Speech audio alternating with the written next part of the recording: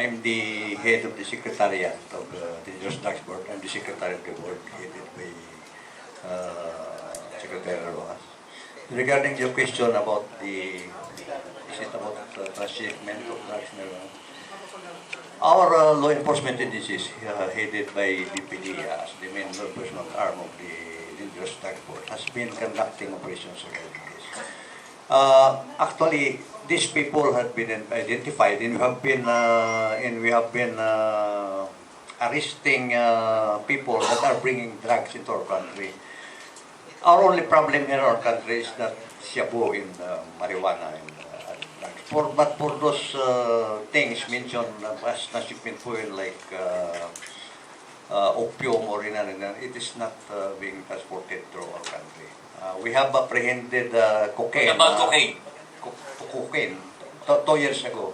Kasi dito, high-end talaga yung mga big time na mga mayayaman na mga anak cocaine ang ginagamit Let me explain. Meron nga isang tumatakbong politiko na hanggang ngayon cocaine user Let me explain that further.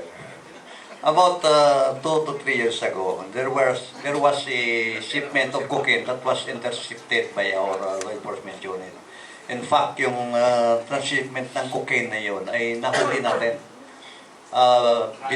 Nahuli natin yung iba dahil binagsak sa dagat at ni-recover ng ating mga law enforcement agencies.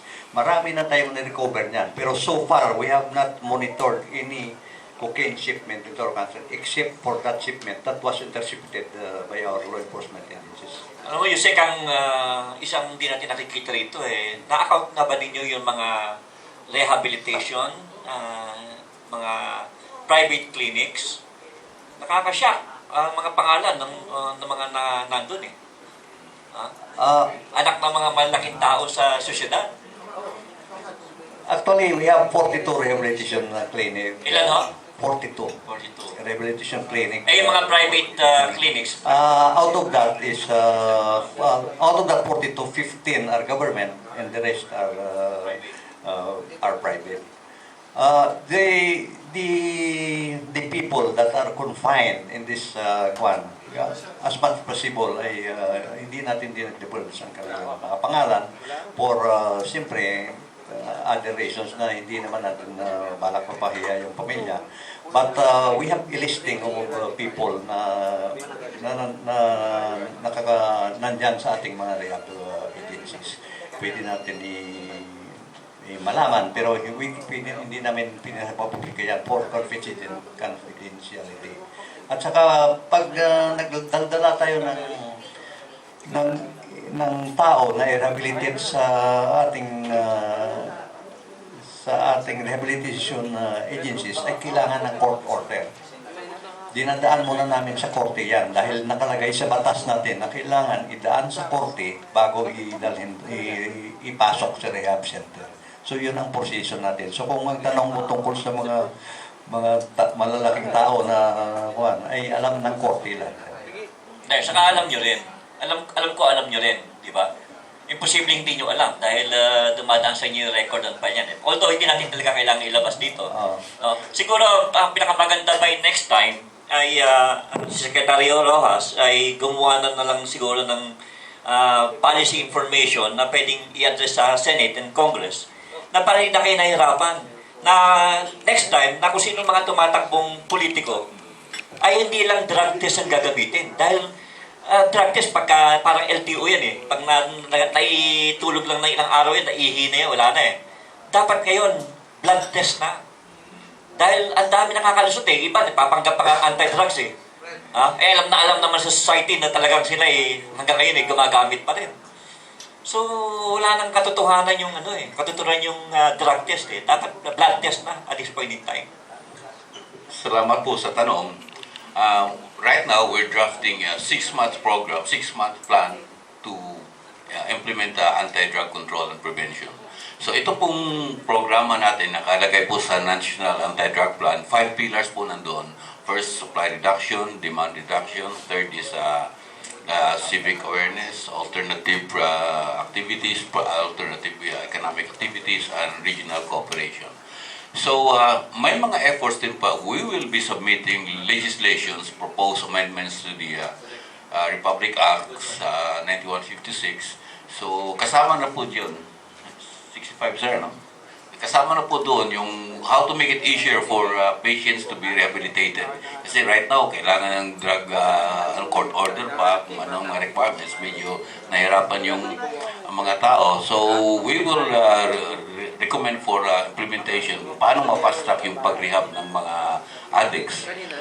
There's also a trend right now na yung mga drug addicts will be treated as victims, not really as criminals. So, yun po ang tinitingnan namin ngayon. Then we also want to recommend maybe right now kasi kailangan 72 hours after the confiscation of drugs, kailangan sunugin o i-destroy. So maybe we can, pwede natin recommend a shorter period siguro na pag nauli, i-destroy ko agad para hindi na ma-recycle ng mga kuwan.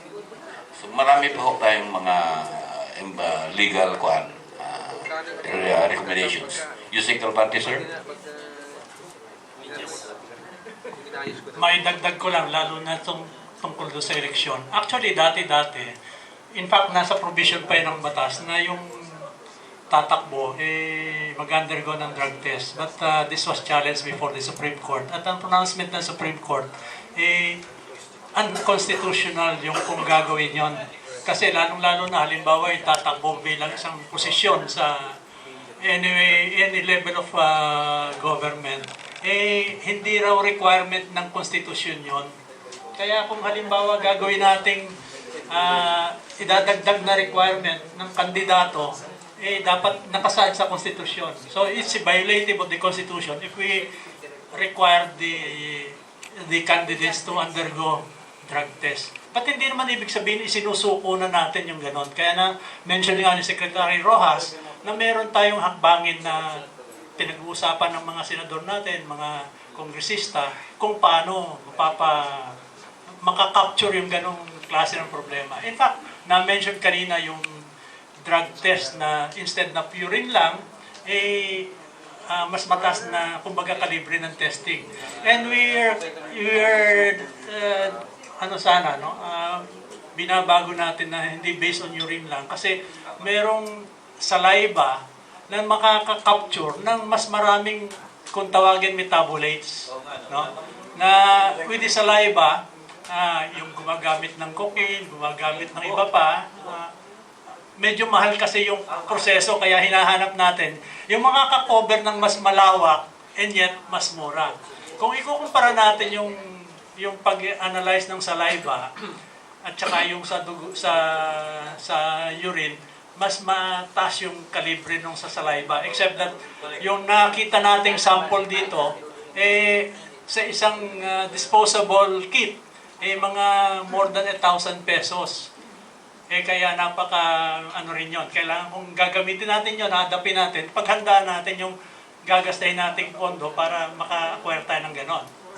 Isa pa, halimbawa sa present system natin ng testing, sa batas, dalawang requirement. Hindi pwedeng pag nag-screen positive lang, yun na ang basihan. Hindi. Meron pang confirmatory, the process of which will take a little time and a higher amount of, Kaya yung saliva, in fact, halimbawa sa Japan, I think sa Korea ginagamit din ito, yun lang, yung kit lang na yun, ang nagagamit na nila bilang ebidensya para kumpursuhin yung kaso.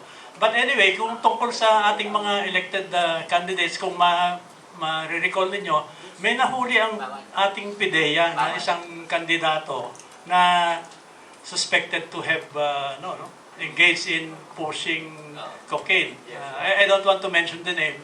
Lumabas na sa Jarian. Lumabas sa Jarian, pero isang kandidato yan sa Mandaluyong sa mayoralty, And nung mahuli siya sa bypass, yun ang naging posisyon para hindi na siya tumuloy ng kanyang candidacy.